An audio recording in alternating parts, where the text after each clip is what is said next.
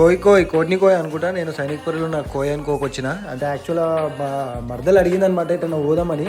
తీరా తీసుకొచ్చేసరికి ఆమెను చూసి అండర్ ఏజ్ ఏమో అనుకుని లోపల రాని జెర్సేపు దాకా.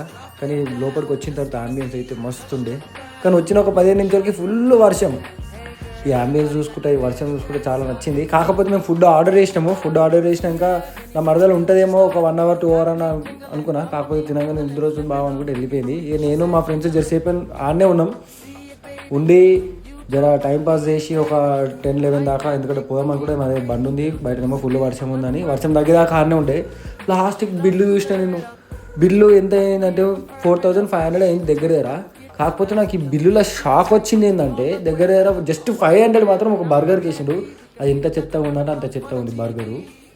మేము 7 పింటు బీర్లు తీసుకున్నాం. అందులో 1600 అయింది పింటు బీర్లకి. మిగతా అంతా వేరే తిండికే అయింది. కానీ ఫుడ్ అస్సలు బాగాలేడ.